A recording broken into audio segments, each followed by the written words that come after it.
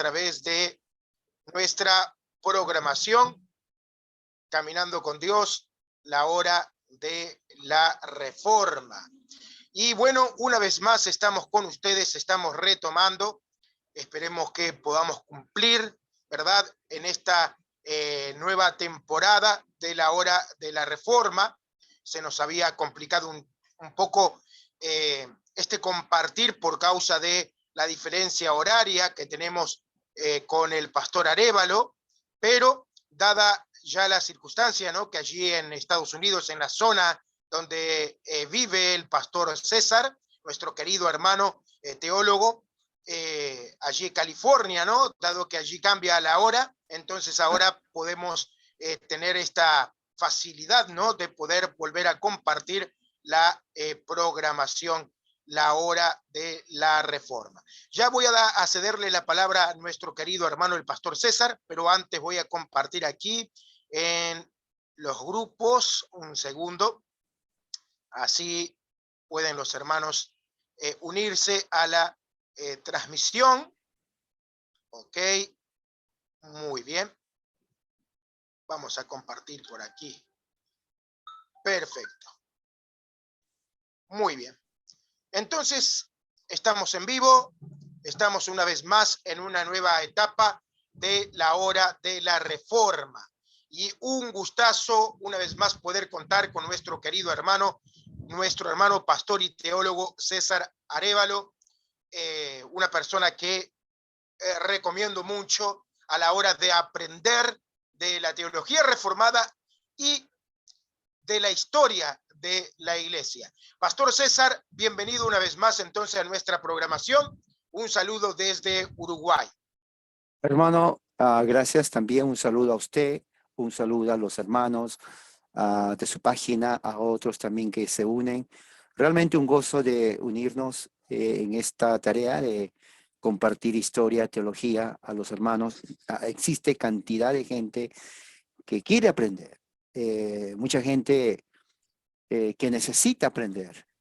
Y yo creo que eso es un medio, yo llamo el milagro de la Internet, en el sentido de que unos 20, 30 años tal vez esto no existía, pero increíble. Ahora podemos alcanzar en este mismo momento, ahora mismo, a cantidad de personas en todas partes del mundo. Antes uno tenía que grabar, escribir una carta tal vez, pero no. Ahora en vivo y en directo escuchan, nos ven, escuchan nuestra voz y podemos compartir toda esta información, todo este conocimiento que es muy importante. O sea, yo lo veo no algo optativo, es necesario que se aprenda, especialmente la reforma, teología e historia. Así es. Amén. Sí, exactamente. ¿Y cómo nos ayuda el Internet? ¿Cómo nos está ayudando para nuestro querido Suramérica y todo Latinoamérica? Para la difusión de la fe reformada. Yo sé que, bueno, quizás para los oyentes de esta zona, saltar a lo que yo me refiero, ¿no? La importancia de conocer una teología más reformada, más original, saltar todo ese proceso para que entiendan a lo que me refiero. Yo sé que de repente es mucho, porque tendríamos que hablar de toda la historia, de cómo fue llegando la iglesia a América, cómo se expande por los países de Latinoamérica, cómo llega a América del Sur, y por qué es tan importante la Internet hoy en la difusión de la fe reformada e incluso la difusión de mucha información en cuanto a la historia de la iglesia, porque la programación, la hora de la reforma, tiene que ver mucho con eso, ¿no? Con la historia de la iglesia. Y hay mucho, pero mucha tela que cortar con respecto a la historia de la iglesia. Te puedo decir, Pastor César, que acá en Uruguay la historia de la iglesia es bastante desconocida. Si bien es cierto, yo he pasado por varios institutos teológicos, sí, reconozco, puedo ir a la biblioteca mía tomar unos libros que me han dado en diferentes seminarios y institutos teológicos, libros de la historia de la iglesia, pero son muy escuetos. Y de verdad, la historia que yo he recibido es una historia bastante subjetiva. ¿Por qué? Porque, por ejemplo, cuando hice mi instituto de corte pentecostal arminiano, a mí me dieron una visión de la historia de la iglesia desde la perspectiva pentecostal, ¿no? O sea, no me dieron la historia en sí, sino que me dieron su versión de la historia. Lo mismo me pasó con el Instituto Bautista. No me dieron a mí la historia en sí, sino que me dieron la versión bautista de la historia de la iglesia. Y qué interesante, ¿no? Porque en el libro de historia de la iglesia pentecostal se coloca de alguna manera a los bautistas como ahí en un lugar medio complicado, ¿no? Ahí dejan medio mal parado a los bautistas. Pero cuando vamos al libro de los bautistas sobre la historia de la iglesia, vemos que ellos dejan mal parado a los pentecostales en la historia de la iglesia. Y básicamente es eso, Pastor César. Aquí la información que tenemos es una información bastante subjetiva. No nos han dado la historia de la iglesia, sino la versión de cada secta, podemos así llamarle, de la historia de la iglesia. Y de esto queremos hablar. Yo sé que hay mucho para hablar, por eso vamos a tener muchos programas sobre el tema. Pero, Pastor César, para comenzar, usted como una persona ya experiente, una persona con mucho tiempo en el estudio teológico, como un historiador, para mí un excelente historiador de la iglesia, de la historia de la iglesia y de la historia en general, el tema de la historia en sí, el tema de poder conocer o desconocer la historia de la iglesia en cuanto a la teología. ¿Qué tanto puede perjudicar o beneficiar el conocimiento o el desconocimiento de la historia objetiva de la iglesia, Pastor César? Esa es una buena pregunta, es una pregunta que es debatida en todo círculo cristiano, católico romano, protestante. Protestante tiene que ver con todas sus diferentes versiones, ya sea presbiterianismo, episcopal, anglicano, luterano, metodista, dentro misma de la iglesia ortodoxa griega, ortodoxa rusa, y dentro de ellos mismos sus diferentes versiones también. Ah, es muy importante conocer. Ahora, dentro de la historia de este grupo, de los grupos principales históricos, católica, romana, ortodoxa y los grupos protestantes, dentro del protestantismo hay una sección, yo le diría así históricamente, que es lo que conocemos como evangelicalismo, raya, pentecostalismo, raya, sectas independientes. ¿Por qué? Porque es justamente subproducto, se llama subproducto del protestantismo, la reforma, donde salen estos grupos que pululan en México, en Centroamérica y Sudamérica, que surgen de los Estados Unidos a finales del siglo XIX, ya para el siglo XX se van consolidando, recién entre 1920 y 30, donde tal vez muchos de los que estamos aquí no hemos nacido, tal vez nuestros padres, nuestros abuelos, pero en ese tiempo, la gran mayoría de Latinoamérica, México, Centro y Sudamérica, era muy católico. O sea, si habían grupos, sectas protestantes o evangélicos, eran, pero quién sabe, una aguja en el pajar. Pero vienen, uno cuando esta generación que somos, que uno acepta, deja el catolicismo en su mayoría y acepta una de estas sectas pentecostales o evangélicas que vienen aquí, porque ninguna de ellas tiene origen latinoamericano. Si hay algún amigo que pertenece, no es origen latinoamericano, es de origen norteamericano en su mayoría, grande. No sabe la historia.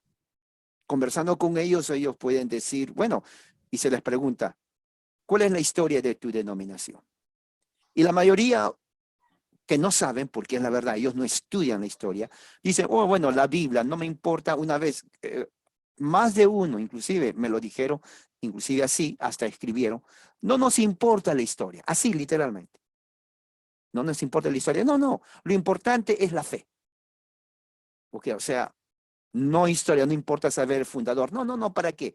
No, no, es una pérdida de tiempo, lo importante es la fe. O sea, esa respuesta típica latinoamericana es lo que caracteriza la gran ignorancia. Por eso la palabra ignorancia justamente entra ahí. Y no es insulto, amigo, no se sienta mal. Porque cuando alguien dice, no me importa dónde nací, ni mi padre, ni mi madre, es más, no me importa qué fecha tengo yo, ni mi nombre. Lo que importa es que yo existo, como y trabajo y el resto no me importa. Bueno, hay un problema ahí. O sea, no te pueden decir, o sea, si a ti no te importa tu nombre, tu origen y todo, hay un problema ahí. ¿Ok? Es lo mismo en la religión. Uno tiene que saber, como digo, dónde está parado teológicamente. Claro, uno es libre de decidir, bueno, me salgo de esta iglesia, me voy a otra. Pero tienes que saber a dónde entras.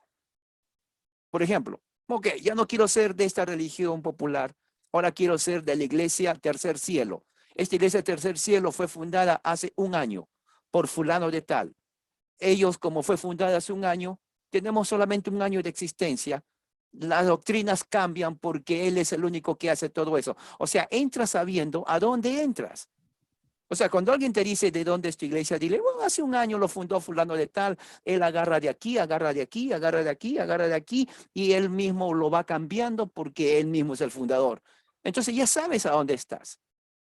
O sea, la historia es fundamental para saber dónde estoy, de dónde vengo, inclusive para tener la convicción, esta doctrina que yo sigo es histórica, pero también es la doctrina histórica ortodoxa. Es lo que en Estados Unidos, por ejemplo, cuna de todas las sectas, mormones, adventistas, testigos de Jehová, ciencia cristiana, pentecostalismo, evangelicalismo y todas sus sectas habidas y por haber. Cuando alguien les pregunta a ellos, ¿de dónde vienes? ¿Qué año? La mayoría siglo XIX. La mayoría, yo diría el 90%. Es increíble. Entonces uno razona, bueno, si eso, ¿y antes qué había? Si esto inició hace poco, ¿antes qué había? Ahora, eso tiene ramificaciones teológicas, hermano.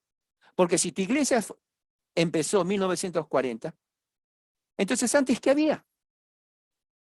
O sea, no era, ¿cómo te digo? 1900 años sin la presencia de tu iglesia.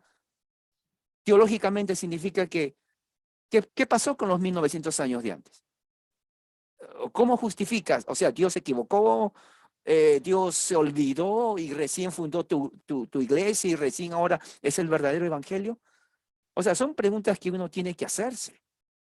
No falta decir, no es suficiente decir, bueno, es la fe. Bueno, tal vez todos tienen fe, pero eso no es el punto. El punto es, si ya Dios desde el principio nos dio las pautas, direcciones, como dicen los presbiterianos antiguos, el directorio público de adoración, que es la Biblia. Entonces, si eso es así, ¿qué necesidad hay de que fulano de tal funde otra secta? Yo no veo ninguna necesidad. Y no una, sino otro fulano va a fundar otra y otra. Y al final vemos que hay, ¿qué? 100 diferentes sectas. ¿Qué necesidad hay? ¿Cuál es la justificación teológica? O sea, es muy importante conocer eso. Exactamente. Porque conociendo la historia de la iglesia, podemos nosotros identificar con más facilidad, ¿no? ¿Dónde estamos parados, como usted dice, ¿no? ¿Dónde es que estoy parado yo? ¿Cómo sé que estoy en una iglesia fiable, una iglesia confiable, ¿no? Una iglesia con historia, una iglesia con antecedentes. Acá en Uruguay y en Argentina, Brasil, Paraguay, la mayoría de los países de Latinoamérica y América del Sur, estos países es muy común encontrar iglesias que, sinceramente, se desconocen totalmente el origen de los propios pastores. Es más, los pastores de muchas de estas iglesias ni siquiera pertenecían a un cuerpo pastoral de otra iglesia. Eran a veces hasta personas que participaban a los cultos de alguna denominación y por X motivo se fueron y abrieron una denominación, colgaron un cartel y empezaron a ejercer, entre comillas, el pastorado, ¿no? Pero volviendo al tema de la historia, ¿no? Conocer la historia es fundamental para que las personas puedan identificar dónde están parados. Eso es básicamente lo que ya el pastor ha respondido. Es fundamental conocer la historia. Todo cristiano debe de preguntarse, ¿dónde estoy parado? ¿Cuándo nació mi iglesia? ¿De dónde vienen? ¿Cuándo nacen? ¿Y por qué nace? Porque ahora tú estabas tocando algo muy interesante, ¿no?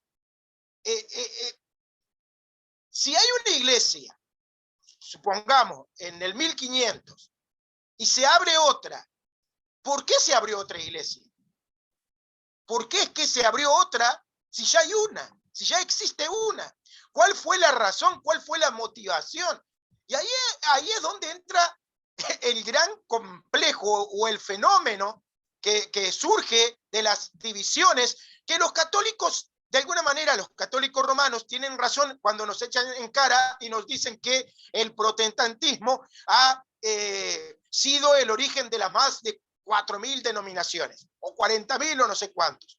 Pero de alguna forma, bueno, también salimos de la Iglesia Católica Romana. O sea, no es que ellos están por fuera del fenómeno, porque en realidad Martín Lutero era católico y la mayoría de los reformadores también fueron católicos. O sea, el fenómeno parte de la propia Iglesia Católica. Ahora, ¿por qué es que se abren?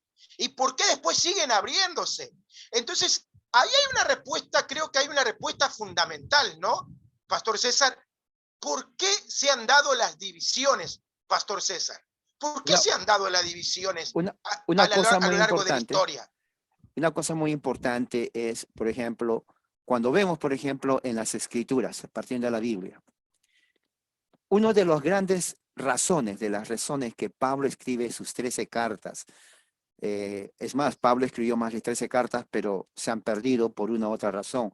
Pero las que tenemos, vas a ver de que en cada una, especialmente Gálatas, por ejemplo, es porque en esas congregaciones que Pablo fundaba, que realmente en el Asia Menor, ya se habían infiltrado judaizantes y gnósticos. Entonces, cuando ellos se infiltran, ya sea para crear división, secta, de ahí viene la palabra herejía, secta, realmente tuvieron éxito. Entonces, Pablo tiene que escribir su carta señalando las divisiones internas que causaban esta gente. Estamos hablando del primer siglo, el año 50, 60, 10 años después que muere Jesús, al principio de la iglesia. O sea, la idea de que la iglesia primitiva era santa, pura, perfecta, no fue perfecta.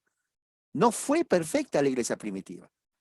Corintios, por ejemplo, los grandes abusos que habían, pero siempre había esta división. Entonces, cuando llega, por ejemplo, Juan en su carta, dice, los anticristos no son lo como enseña ahora que va a ser una persona mundial. Los anticristos eran sectarios, eran herejes. Y él dice, ¿de dónde salen ellos? Y Juan dice esto, salieron de nosotros. Fíjese lo que dice Juan. Salieron de nosotros. Porque si hubieran sido de nosotros, no se hubieran salido. Fíjese la respuesta de Juan. O sea que en el mismo seno de la iglesia local al principio, ya se creaba divisiones de personas que estaban dentro, pero que tenían una enseñanza contraria a la autoridad del evangelio. Y fíjese, estamos hablando de los apóstoles. O sea, se rebelaban contra los apóstoles, contra su autoridad, y ellos mismos creaban división en la misma congregación. Y Juan dice, salieron de nosotros, estuvieron con nosotros, pero nunca fueron de nosotros. Entonces, eso es al principio. Uno diría, bueno, entonces, si no respetan o no respetaron a los apóstoles, ¿qué pasa en el segundo siglo, cuando ya murieron todos? Bueno, ahí se hace más complicado, porque ahí es la etapa de los primeros 400 años de los llamados padres de la iglesia. Ahora, los llamados padres de la iglesia, claro, muchos de ellos eran discípulos, por ejemplo, de Juan, que fue uno de los últimos, pero aún así, siendo discípulo de los apóstoles, no era garantía de mantener la ortodoxia de la iglesia o de la enseñanza, porque aunque eran discípulos de los apóstoles, por ahí se infiltraba una idea que era nueva, fíjate, que no habían enseñado los apóstoles. Ellos enseñaban a otros igual y salían otros padres de la iglesia. Se comenzaban a difundir por África, Antioquía, por Asia, inclusive Europa, Constantinopla. Entonces, ¿qué es lo que sucede? En los siguientes 200 años, ya eso, vemos una iglesia expandida, pero totalmente con doctrina y práctica que los apóstoles nunca habían enseñado. Eso es en los primeros 200 años. Fíjate, todavía no estamos llegando a San Agustín. Viene San Agustín, padre de la iglesia, ya vemos una iglesia ya imperial. Ya no hay persecución, Constantino cambia todo.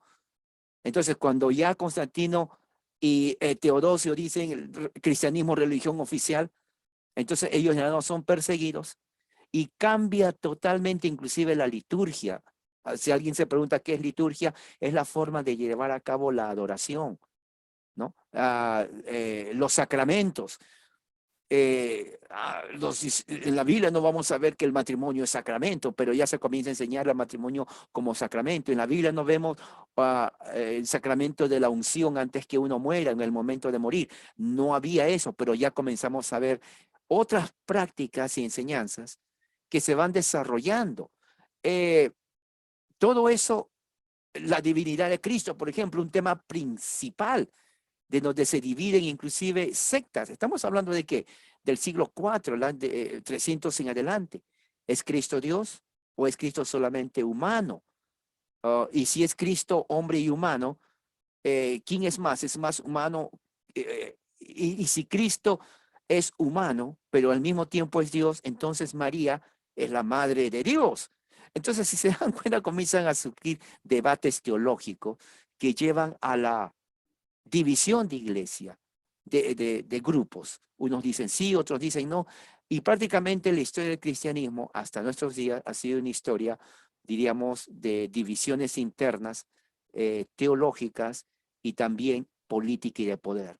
Porque pueden haber estado de acuerdo en una teología, pero por poder, por ejemplo, Roma. Roma, sí, desde el principio fue la sede muy importante, pero no estaba eh, con, feliz con ser solamente obispo de Roma.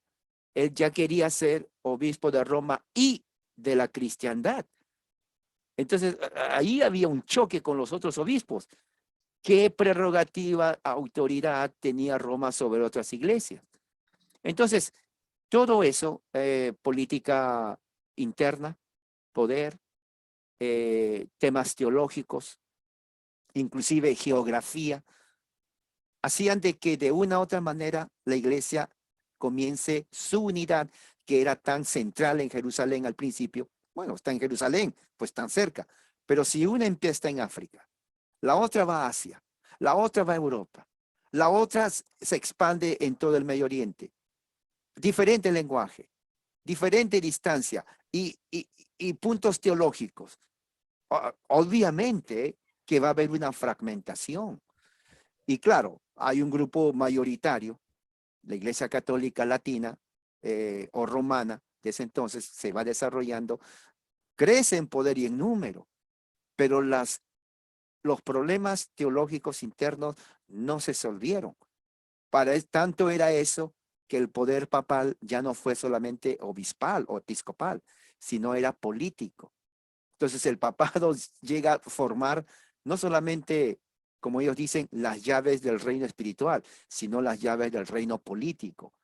El papa se convierte en el que decide quién va a ser rey en el Sacro Imperio Romano y ahí empieza todo lo que creo es ya la más grande corrupción que inclusive historiadores católicos lo reconocen.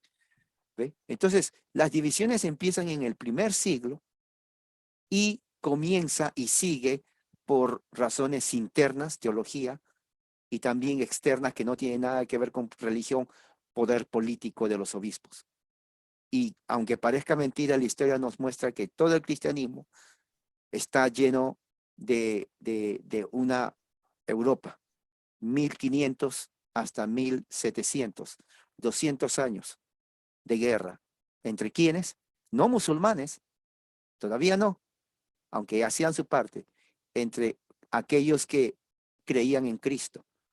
Los herejes protestantes orando a Jesucristo para matar a los idólatras católicos, y los idólatras católicos orando al Señor Jesucristo para matar a los herejes protestantes, en el nombre de Cristo los dos, en el nombre de Cristo matando, orando para que el otro muera.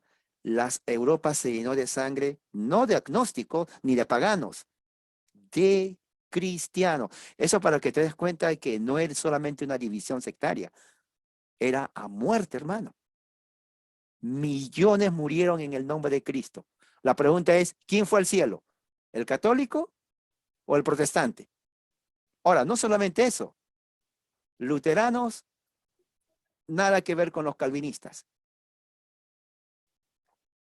Ahora, la situación es seria. 2022, tenemos un legado totalmente nada envidiable cuando hablamos con otras personas. Sí, exactamente. Muy interesante esta, podemos decir, resumen de la historia de la iglesia, de las divisiones, ¿no? Como tú decías, comienza ya con los apóstoles. Es claro que las divisiones, las primeras divisiones eran más pequeñas porque el grupo cristiano era más pequeño. Pero a la vez que el grupo cristiano se va expandiendo, los grupos que se van dividiendo también son mayores, ¿no? Por ejemplo, vemos que para el siglo II tenemos a los montanistas, después Tertuliano se pasa con los montanistas y se forma un nuevo grupo que eran los como los tertulianistas, ¿no? O sea, vemos cómo se van formando grupos, seguidores. Y acá vemos el orgullo. O sea, el problema de las divisiones podemos decir que básicamente es el orgullo, ¿no? Porque la iglesia recibió algo de los apóstoles que era el sentido de la unidad, ¿no? Las primeras divisiones las teníamos con los judíos cristianos y los gentiles cristianos. Unos tenían una forma de ver la vida cristiana, los judíos, después teníamos a los gentiles. Los apóstoles convocaron una asamblea y en busca de la unidad dijeron, bueno, vamos a bajar un poco el orgullo, ustedes pierden por acá, nosotros perdemos por acá, ustedes admiten esto, nosotros rechazamos esto por ustedes, como un tratado de, bueno, por en busca de la unidad vamos a conciliar, ¿no? Vamos a conciliar. Y las divisiones, para mi punto de vista, Pastor César, tienen que ver con eso, ¿no? Con la falta de humildad. Entonces, en vista de que yo como un teólogo no soy escuchado por la mayoría de mi iglesia, entonces yo abro mi propio movimiento. Yo me desligo y digo, bueno, mi postura es bíblica, mi postura nace de la palabra de Dios, de lo que yo entiendo, y como yo presenté mi tesis, nadie me escucha, nadie me da corte, nadie valora la tesis que yo tengo sobre estos puntos, entonces me abro y abro mi propio movimiento. Básicamente, esa es la motivación de muchas de las divisiones. Y la otra, como tú decías, el poder, ¿no? El poder económico y político que se dio después que la iglesia empezó a tener, a gozar de poder, ¿no? A gozar de estabilidad y a gozar de incluso el respaldo y el apoyo político. Qué interesante toda esa historia, ¿no? Y en el siglo XV, ahí es donde se da la mayor de, bueno, antes teníamos una división muy importante que tú mencionabas que tenía que ver con los occidentales y orientales, ¿no? Esa es una de las primeras divisiones grandes. Pero después tenemos la mayor de todas las divisiones. donde tenemos que ser honestos, y ahí es donde los católicos romanos también tienen que ser honestos y reconocer que la Iglesia Católica Romana es simplemente una fracción que quedó del catolicismo universal, ¿no? Porque ¿quiénes eran los alemanes católicos que pasaron a ser luteranos? O los franceses que pasaron a ser calvinistas, o los ingleses que pasaron a ser anglicanos. ¿Quiénes eran? Eran católicos. O sea que la Iglesia Católica Romana es simplemente una fracción de la Iglesia Católica. Y el resto es el resto de fracciones que quedó de la Iglesia Católica. Todos eran católicos, luteranos, anglicanos, hasta calvinistas. Eran católicos. Eran católicos que se fraccionaron. Y los católicos romanos deben de reconocer, y lo reconocen, de hecho muchos reconocen, que el catolicismo romano es la fracción que quedó de la gran división que hubo en Europa, ¿no, Pastor César? Sí, es muy importante tener eso, pero también hay otros puntos muy importantes. Hay que ver la división dentro de la Iglesia Universal Católica, pero también la división dentro del producto de esa división que son las iglesias protestantes, reformadas, luteranas, y dentro de eso las subdivisiones que se conoce como evangelicalismo. Ahora, otra característica fundamental, a diferencia del catolicismo y del protestantismo, las sectas evangélicas pentecostales rechazan todo, fíjese, lo que grupos protestantes reformados y el catolicismo creen o sostenemos en cuestiones de identidad doctrinal que son los sacramentos y la liturgia. Estas divisiones o sectas marginales, yo lo llamo así, porque son marginales, que nacen de Estados Unidos y que van a México, Centro y Sudamérica, que es la mayoría, es la razón por la cual al rechazar toda la historia, toda la liturgia, todos los sacramentos, todo lo que tiene que ver con aquello que es distintivo de las iglesias históricas, es lo que hace que ellos sean independientes y permite, al ser independiente, la facilidad de que alguien se levante y diga, bueno, como yo no tengo o no me someto, como ellos se someten a las autoridades, yo puedo ser yo mismo me asigno, me miro al espejo y me digo, tú, o sea, yo voy a ser ahora el presbítero o el pastor, yo mismo mirándome al espejo, porque yo soy independiente. Además, yo solamente sigo la Biblia. José Smith, Elena de White, Charles Russell, Eddie Baker, estos personajes son los que crearon sus propias herejías y sectas. Y también yo tengo que hablar en lengua. No, hablar en lengua no es suficiente, ¿o no? Ahora tienes que ser la tercera gracia. ¿Y cuál es la tercera gracia? Yo pensaba que solamente hablar en lengua. No, la completa santificación. Oh, ¿son tres? Sí, nuevo nacimiento, hablar en lenguas, completa santificación. O sea, hablar en lengua no es suficiente. No, tienes que ser santo completamente. Pero somos pecadores. Mentira, mentira, mentira, mentira. Una vez que somos santos, recién completamente perfectos, podemos ser salvos. Oh, no es solamente, no, esa es la segunda gracia. Ahora, ¿de dónde salen estas ideas? Que es producto de divisiones. Justamente de grupos que rechazan todo lo que caracteriza el cristianismo histórico. Y al rechazar todo, oiga, si tú rechazas todo y tú te pones tú mismo, yo mismo me asigno, yo mismo me pongo la mano encima y me ordeno yo mismo, oiga, entonces tú haces lo que te da la gana. Tú cambias tu propia doctrina porque no dependes de nadie. Ahora, hay gente que te va a seguir, sí, hermano, tú vas a ser diácono, pero tú vas a hacer esto. Pero el diácono, como es independiente, tu iglesia dice, este pastor ya no me gusta, voy al que está allá al otro lado. Él también es lo mismo. Entonces, evangelicalismo se caracteriza en un movimiento, no iglesia, libre, independiente, abierto para el gusto de quien sea, cambiante de acuerdo al capricho del líder. Si antes creía que la mujer tiene que usar pantalones, ahora no, ahora es falda. Oye, el que no le gusta, bueno, es libre de irse, otros van a venir. Y es un mercado donde la gente entra por aquí y salen por allá. Entran por allá y salen por aquí, porque nadie se somete a nadie. Dice, yo no me someto a hombre, ¿no? yo me someto a Cristo. Oiga, todo el mundo piensa lo mismo y se contradice. Esa es palabra de hombre. Dios, religión no sirve, solamente Cristo. Con esa mentalidad. Hasta un loco puede crear su propia iglesia de locos. Esa falta Sí, de exactamente. sometimiento a la autoridad bíblica y a la historia es lo que causa eso. Sí, exactamente.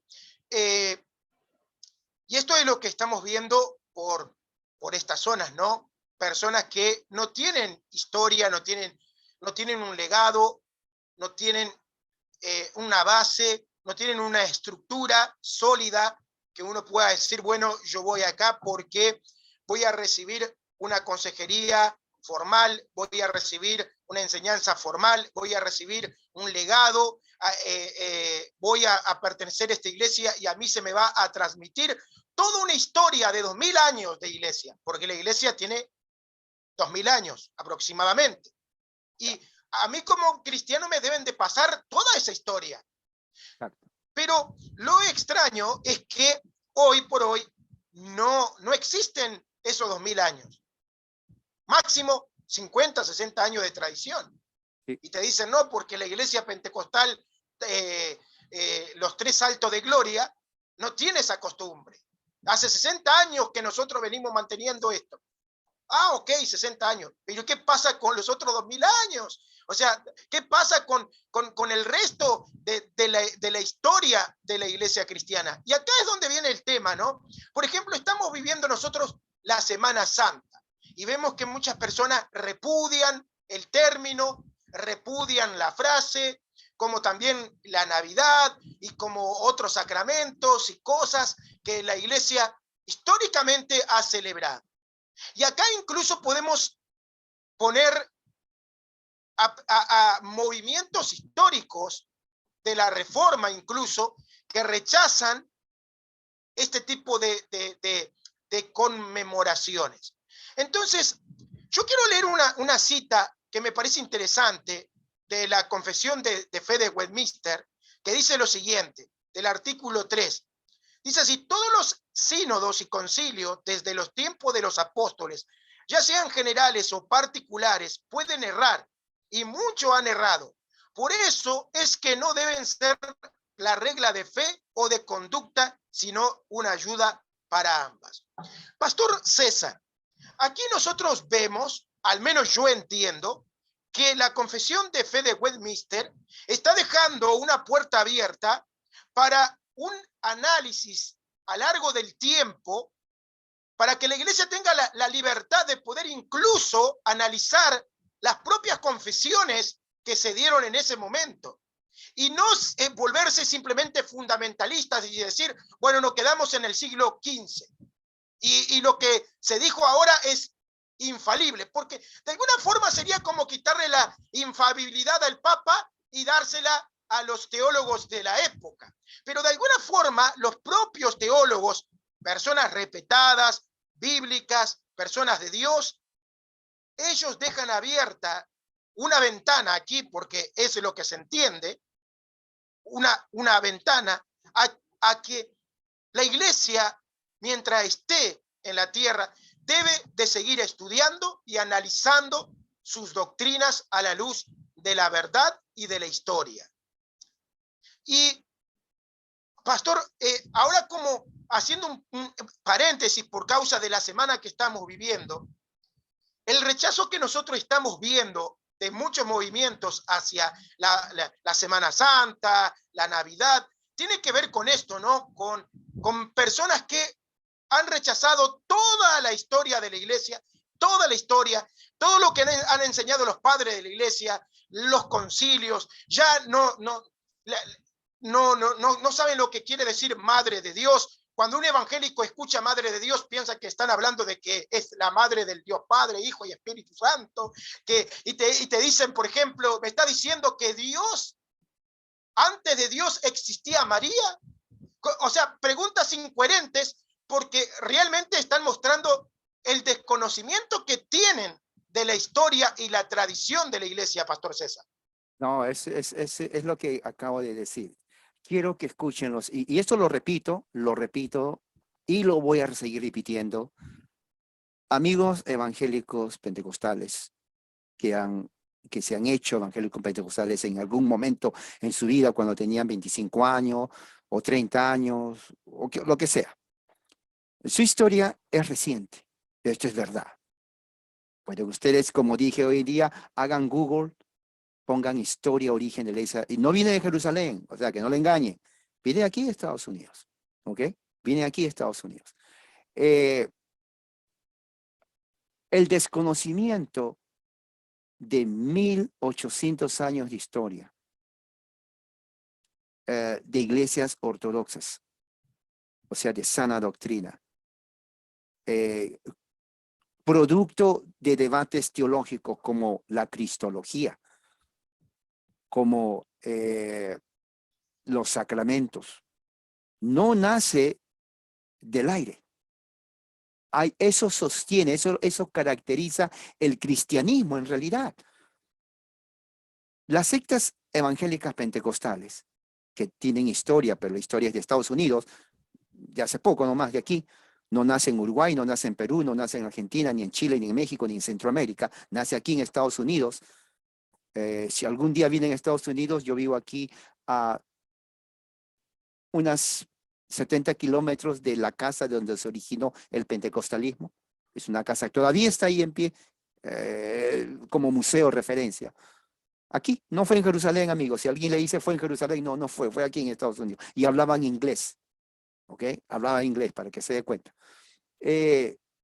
Carecen de lo que tiene que ver, echan a la tierra todo lo que tiene que ver sacramentos del bautismo, por ejemplo. Ellos dicen, bueno, el bautismo es para creyentes, no para niños. Bueno, correcto, el bautismo es para creyentes y también para los hijos de los creyentes. Eso es teología. Cuando se dice Madre de Dios, eso no fue que alguien se imaginó, quiero que sea Madre de Dios, fue producto de un debate teológico en el siglo IV. Cuando se habla, por ejemplo, acerca de la extensión de la expiación de Cristo, ¿es para todos? ¿Es para algunos? ¿Quiénes son los beneficiarios de la muerte de Cristo? Es un tema que se ha debatido por siglos. La idea de que solamente la Biblia es la palabra de Dios, sí, la Biblia es la palabra de Dios, la autoridad. El problema es cómo define usted eso. Define como definen, por ejemplo, los testigos de Jehová. La Biblia no dice Trinidad, por lo tanto la Trinidad se refiere a eso. O como definen los mormones, sí, la Biblia es la palabra de Dios, pero Biblia como palabra de Dios también se extiende a otras revelaciones como el libro de Mormón. El pentecostal es mormón, porque él cree en la revelación en su sueño. Si hoy un pentecostal sueña, soñé Cristo viniendo, y eso lo escuché cantidad de veces. Soñé, sí, hermano, pasa al frente. ¿Qué pasó? Soñé, Cristo vino, se me reveló en el sueño, vi terremotos, vi truenos, una guerra, le vi la cara al anticristo, es cabello negro, cejas muy gruesas. Imagínate que en la iglesia hay un hermano que tenga cejas gruesas y cabello negro. Oiga, ese hermano se va a depilar todas las cejas, porque dice, yo no voy a ser igual al anticristo. No, es la verdad. Y ellos dicen así, yo los he escuchado, no. Y ellos creen, oh, el Señor habló. Oiga, eso es herejía, porque si por un lado dicen que la Biblia es la palabra de Dios y por otro lado dicen que el sueño es palabra de Dios, entonces, ¿cuál es palabra de Dios? ¿Cuál es el canon? Entonces, que escriban una carta y que lo pongan después de Apocalipsis, el sueño, ¿no? Que lo peguen, que lo pongan ahí. Eso es producto de ignorancia teológica, porque sus pastores creen eso. Esto no solamente es no es burlarse, es la verdad. Todo aquel que es pentecostal y ha salido y conoce, sabe que es verdad. Hay un momento cuando dice, hermano, yo tuve un sueño, pase al frente. Todos le pasan al frente. Dicen unas cosas. Oiga, no, créame, uno puede hasta grabar todo eso y hay grabaciones.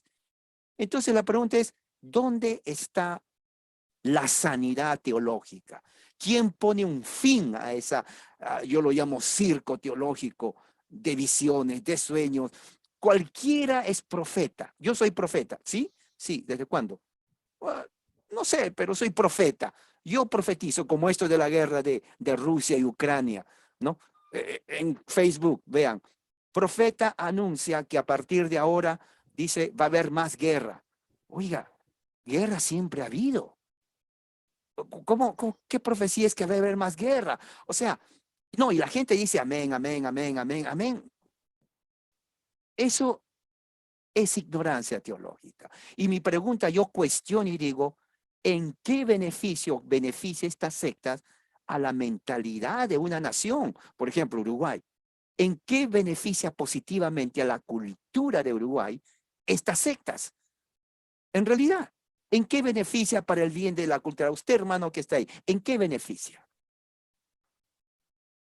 Acá, sinceramente, beneficia al ateísmo, a la ideología LGTB, sí, porque de alguna manera, todo este mundo loco que estamos viendo, lo único que hace es decirle a la gente, la fe no sirve, la fe es pura ignorancia, la fe es locura.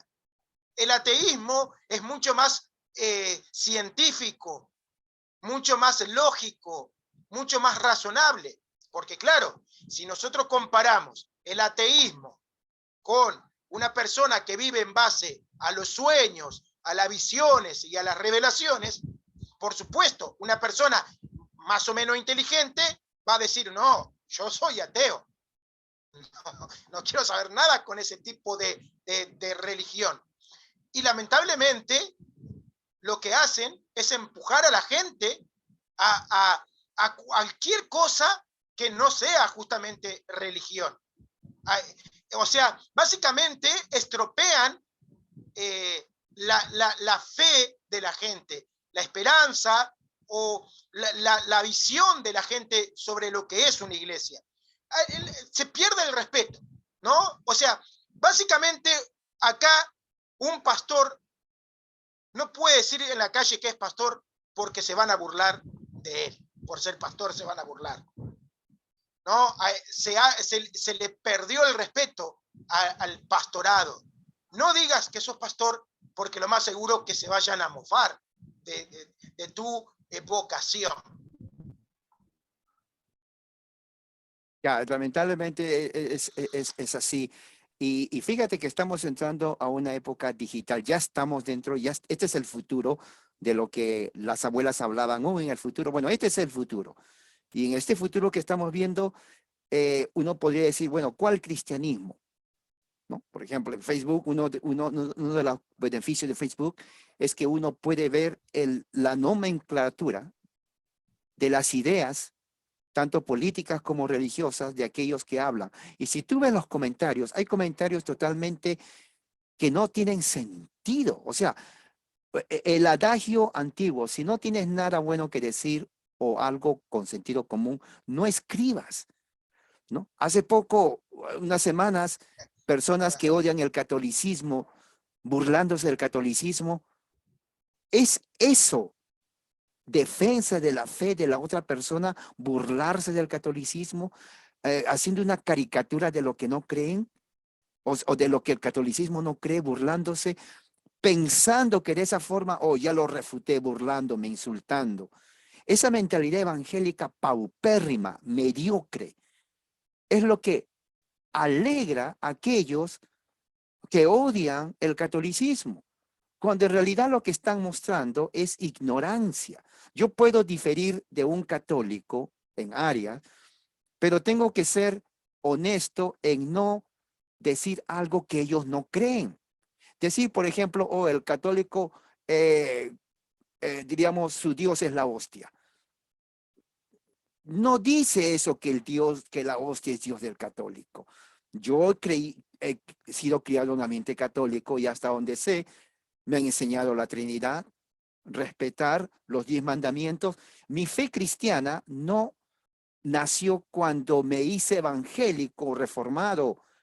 Yo ya nací en un hogar cristiano católico y doy gracias a Dios por eso. Y tengo que decirlo para enderezar la mente de aquellos anticatólicos evangélicos que se burlan, insultan al católico.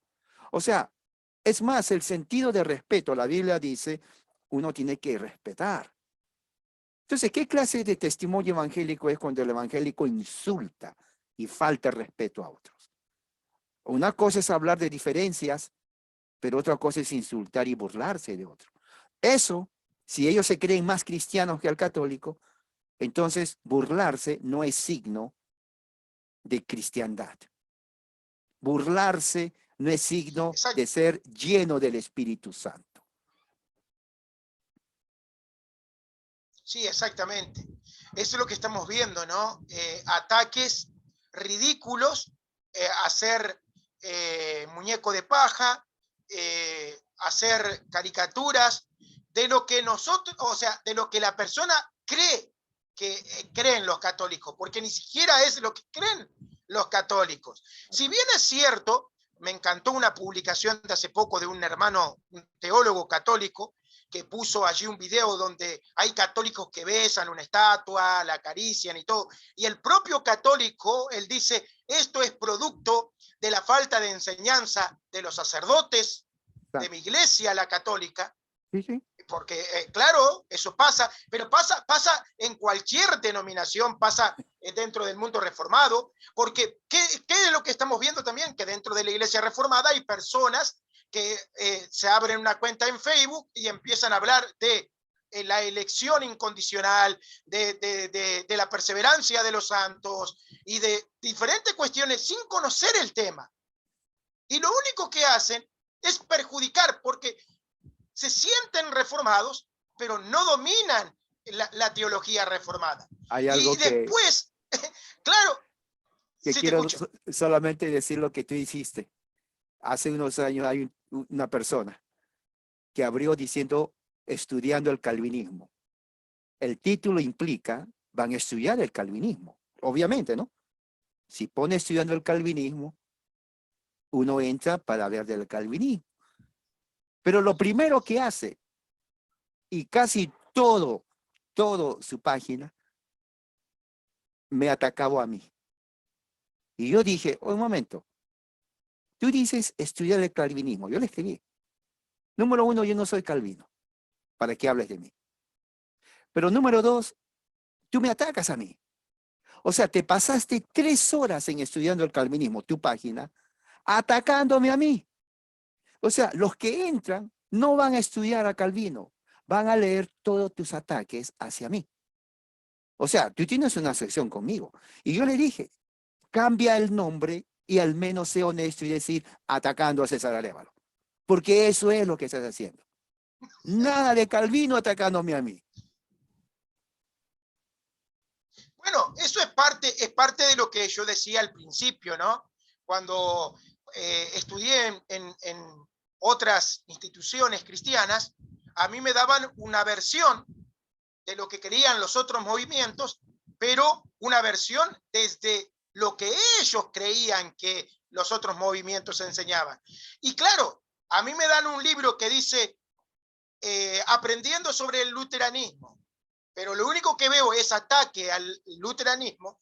No me están enseñando el luteranismo, me están enseñando en realidad lo que ellos no están de acuerdo del luteranismo y que yo no sé si realmente el luteranismo enseña lo que supuestamente dicen que enseñan.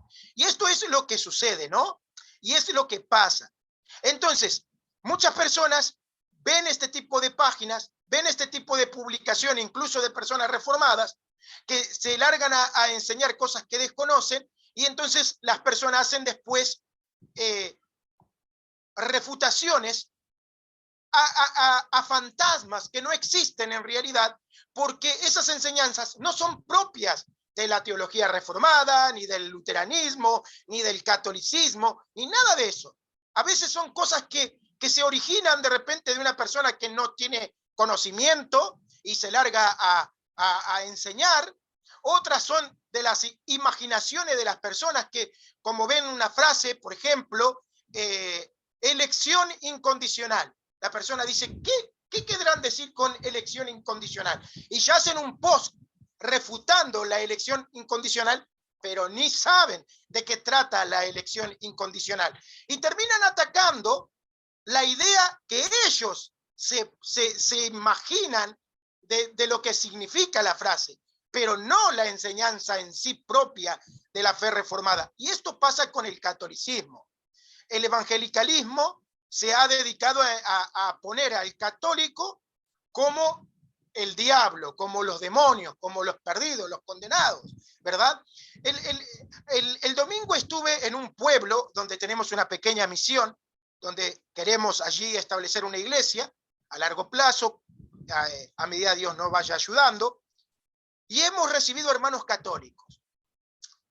Y cuando yo le decía a los hermanos católicos que le explicaba sobre el bautismo, que no había necesidad de volver a bautizarse, porque si ellos fueron bautizados en nombre del Padre, del Hijo y del Espíritu Santo siendo católico, no tenemos problema en aceptar el bautismo.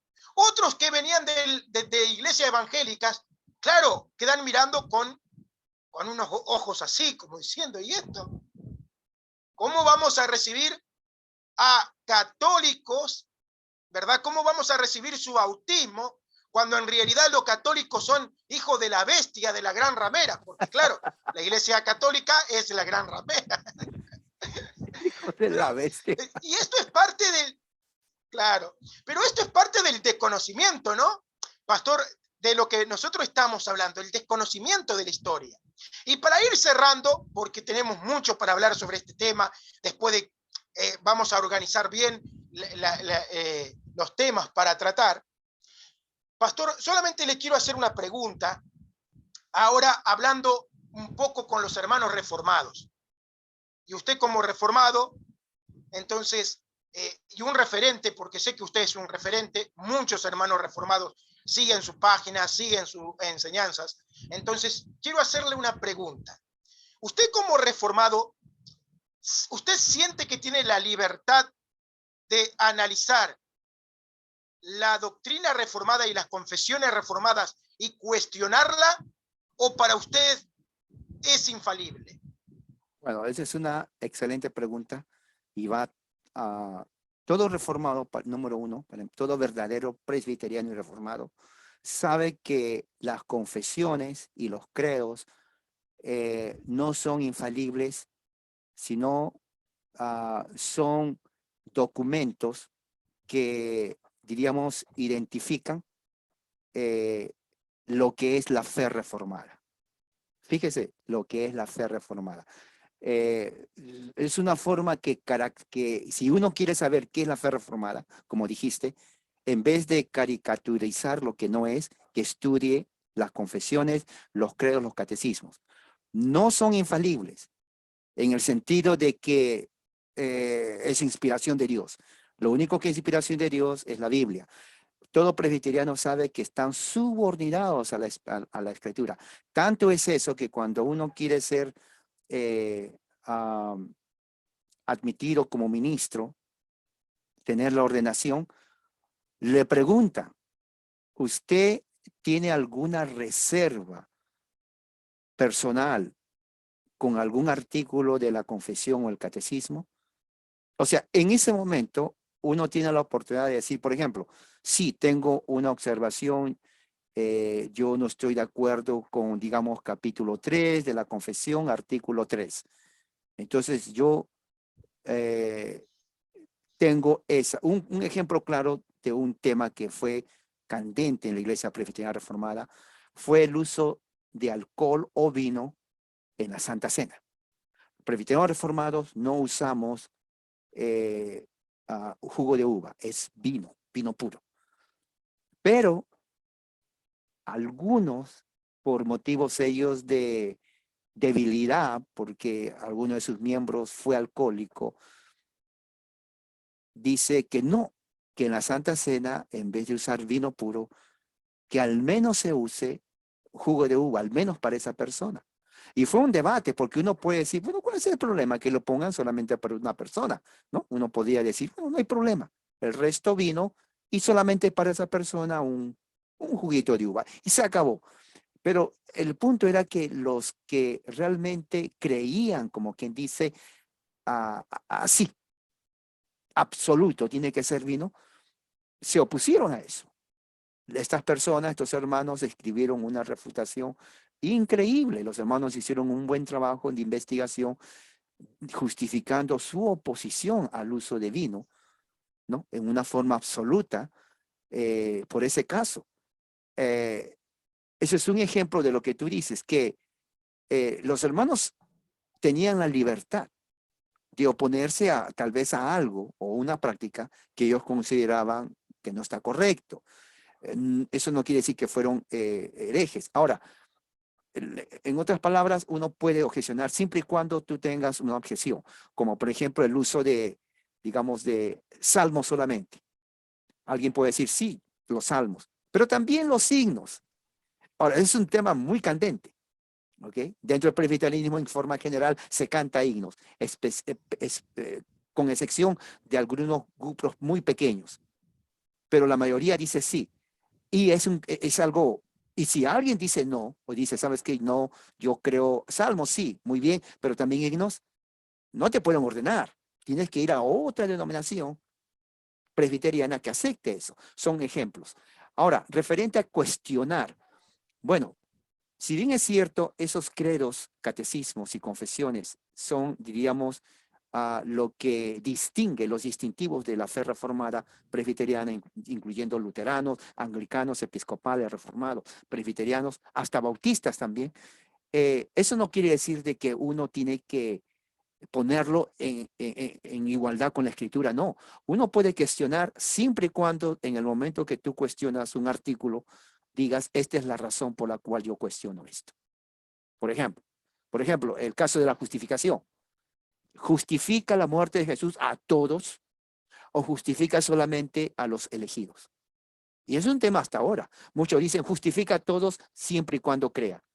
Otros dicen no, solamente a los elegidos, porque solamente los elegidos son los que van a creer. Así que sería en vano invitar a otros cuando ya Dios eligió.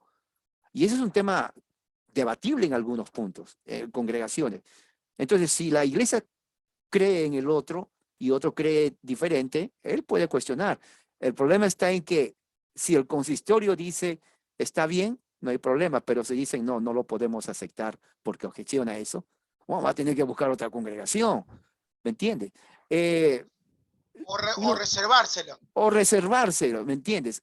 Pero uno tiene esa libertad siempre y cuando tú mantengas, una cosa es cierta, si tú te reservas o cuestionas, te van a hacer preguntas. Tienes que estar preparado para decir por qué cuestionas. O sea, tienes que demostrar lógicamente cuestiono por esto, Exactamente. por esto, por esto. No es solamente que, oh, no me gusta. No. ¿Por qué? Sí, y eso está muy claro en la Confesión de Fe de Westminster, ¿no? Cuando dice que todo sínodo y todo concilio es el lugar o es el momento para tratar justamente todas las cuestiones referentes a la fe, a las doctrinas, y que es el lugar donde se lleva esas discusiones, ¿no? Porque allí es donde, bueno, se le da la oportunidad a una persona de poder debatir su posición. Pero, por supuesto, todo reformado sabe que en el caso de que la mayoría se oponga, tiene dos opciones. O baja la cabeza y dice, bueno, acepto que me equivoqué, o se tiene que ir, ¿no? Porque, por supuesto, no podemos enseñar algo en contra de la mayoría, o sea, de la propia institución de la iglesia, porque nosotros tenemos ese sentido de la unidad. Por el bien de la unidad, nosotros no podemos hacer eso que hicieron, si no, volveríamos a cometer el mismo error. Tendríamos que hacer nuestro propio movimiento. Si cada persona tiene la libertad de enseñar lo que se le ocurre, entonces abramos cada uno una iglesia y que cada miembro de la iglesia abra su propia iglesia y se terminó. Y para eso es que nosotros tenemos la oportunidad de, o sea, podemos cuestionar, podemos analizar, podemos tratar de expresarnos, pero siempre dentro de ese margen, ¿no? De tener argumentos de lo que vamos a decir, y una vez que argumentemos, bueno, se verá el resultado y ahí bueno, nos vamos a tener que enfrentar a la realidad de, bueno, si la mayoría objeta o refuta nuestra idea. Pero es interesante porque a lo que yo quería ir es que muchas personas reformados ven las confesiones de fe como si fueran la verdad misma. Si bien es cierto, yo reconozco que como reformado no puedo enseñar algo que vaya en contra de mi confesión de fe, tampoco puedo ver la confesión de fe como la verdad misma. Tengo que yo, como buen reformado, analizar mi confesión, porque en base a las cuestiones es que nosotros podemos crecer, ¿no? Y nuestra fe, nuestra integridad de las escrituras como reformados va a ir creciendo en base justamente a, al estudio que nosotros hagamos de nuestra fe. ¿Y quién dice que quizás nosotros tengamos algunos errores que debamos corregir? O algunos puntos que tengamos que añadir. Pero Sí, nada de eso es posible si nosotros vemos la confesión de fe como la verdad misma y no estamos abiertos a considerar que hay más para explorar, pastor. sí, las confesiones son documentos subordinados a la escritura. Ningún reformado, ningún presbiteriano lo pone a la misma autoridad de inspiración como las Sagradas Escrituras. Eso es evidente. El que lo hace no es reformado. Exactamente. Bueno, pastor, para ir terminando ya, nos vamos despidiendo. Vamos a ir organizando los temas, el temario para los próximos videos. Esto era un poco improvisado para hablar un poco sobre los dilemas que hay por el desconocimiento de la historia, ¿no? Y qué tan importante es conocer la historia de la iglesia, las confesiones de la iglesia, para encontrar ese sentido de unidad a la iglesia. ¿Por qué yo soy parte de una iglesia? ¿Por qué me congrego? ¿Por qué tengo que ser miembro de una iglesia? ¿Y por qué de esta iglesia? Y no de otra iglesia. Y todas esas preguntas se pueden responder solamente conociendo la historia de la iglesia, pastor. Bueno, Correcto. muchas gracias por su tiempo. Agradecido con su dedicación, pastor. Y bueno, los esperamos en la próxima transmisión para seguir con esto de la historia de la iglesia y el protestantismo, que tiene mucho que hablar, ¿no? Claro. Sí, muy bien. Gracias también. Un saludo a usted, hermano, y vamos a continuar y también a los hermanos que nos están acompañando hoy día. Que la gracia de Dios sea con ustedes. Amén. Amén. Muchas gracias. Gracias, pastor. Dios bendiga.